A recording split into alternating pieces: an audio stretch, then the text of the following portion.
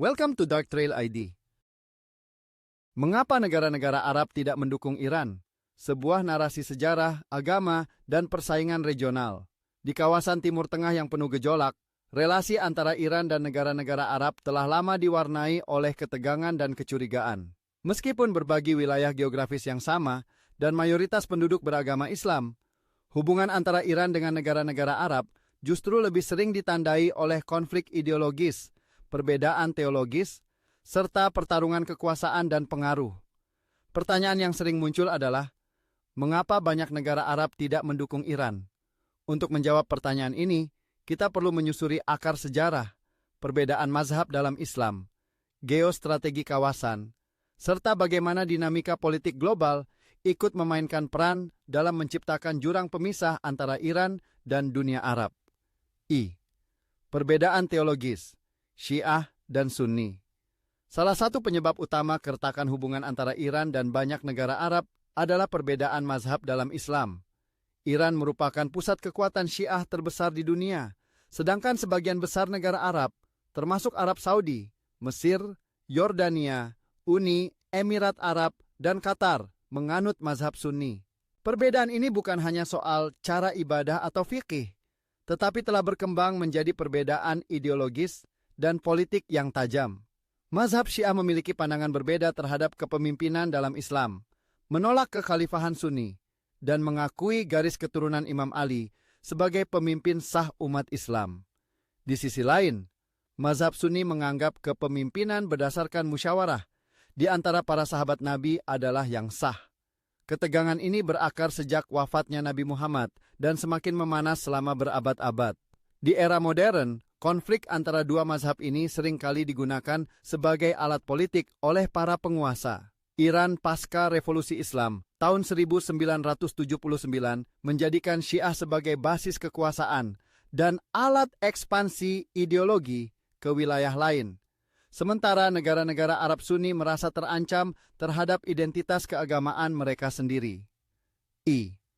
Revolusi Islam Iran tahun 1979 dan dampaknya terhadap dunia Arab. Revolusi Iran tahun 1979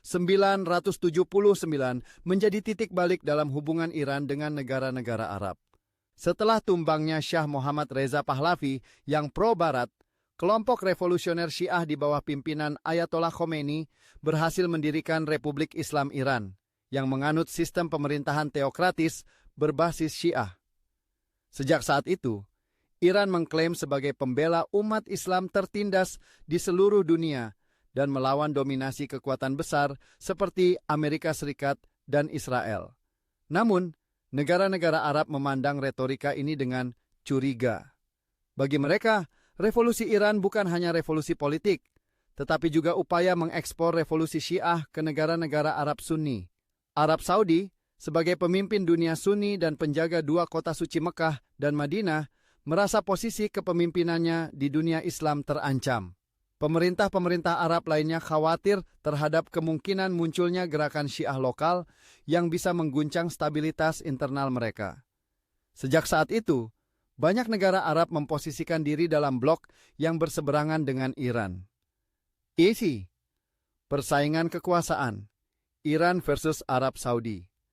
Ketegangan antara Iran dan negara-negara Arab juga tidak lepas dari persaingan geopolitik antara dua kekuatan regional utama, Iran dan Arab Saudi.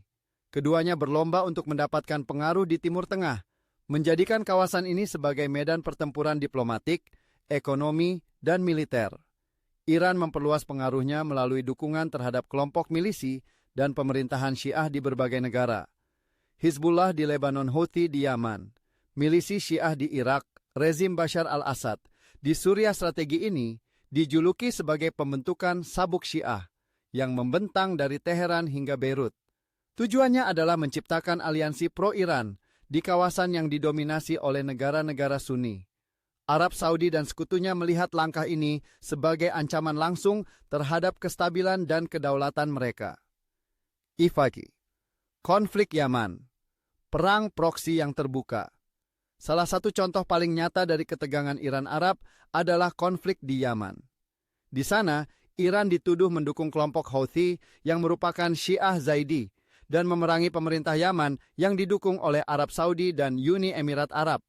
Perang yang berlangsung sejak tahun 2015 ini menjadi simbol dari perang proksi antara Iran dan negara-negara Arab, khususnya Arab Saudi. Dukungan Iran terhadap Houthi dituding memperpanjang konflik dan menimbulkan kekacauan regional. Bagi banyak negara Arab, keterlibatan Iran di Yaman menunjukkan bahwa Iran tidak tertarik pada stabilitas regional, tetapi pada hegemoni ideologis dan militer. V. Kedekatan negara-negara Arab dengan Amerika Serikat dan Israel. Faktor eksternal lain yang memengaruhi hubungan Iran dan negara-negara Arab adalah aliansi strategis antara Arab Saudi, Uni Emirat Arab, Bahrain, dan Mesir dengan Amerika Serikat. Sejak era Perang Dingin, negara-negara Arab kaya minyak ini menjadi sekutu utama Washington di Timur Tengah. Iran, sebaliknya, dikenal sebagai musuh utama Amerika Serikat di kawasan. Sejak revolusi tahun 1979, hubungan Iran dan Amerika Serikat memburuk, ditandai dengan penyanderaan diplomat Amerika dan sanksi ekonomi yang panjang. Negara-negara Arab yang tergantung pada bantuan militer dan ekonomi Amerika Serikat secara otomatis menjauh dari Iran. Lebih jauh lagi, beberapa negara Arab bahkan telah menjalin normalisasi hubungan dengan Israel, musuh besar Iran, melalui perjanjian Abraham Accords pada tahun 2020. Ini memperlebar jurang antara Iran dan blok Arab pro-Barat. V. Isu keamanan dan dominasi regional. Negara-negara Arab menilai bahwa ambisi Iran bukan hanya ideologis, tetapi juga militer. Iran telah mengembangkan program rudal balistik dan teknologi nuklir yang mengkhawatirkan banyak pihak. Meski Iran bersikeras bahwa program nuklirnya bersifat damai, negara-negara Arab tetap menentangnya karena takut akan perimbangan kekuatan regional berubah drastis. Tak hanya itu, Iran juga dikenal mendukung kelompok-kelompok milisi bersenjata yang aktif di kawasan. Keterlibatannya dalam Perang Suriah dan Irak telah memperkuat persepsi bahwa Iran bertindak sebagai pengacau kestabilan Timur Tengah, bukan sebagai pembawa perdamaian. Neving, persaingan ekonomi dan energi. Kawasan Timur Tengah adalah salah satu penghasil minyak dan gas terbesar di dunia. Iran, Arab Saudi, Uni Emirat Arab, dan Kuwait bersaing dalam OPEC dan pasar global untuk mendapatkan keuntungan maksimal dari ekspor energi. Namun, sejak Iran dijatuhi sanksi ekonomi oleh negara-negara Barat, negara-negara Arab melihat peluang untuk mendominasi pasar energi dunia. Mereka cenderung enggan mendukung Iran yang dapat menjadi pesaing serius jika sanksinya dicabut. Selain itu, stabilitas harga minyak dan kontrol produksi global sering menjadi sumber ketegangan internal di antara negara-negara penghasil minyak.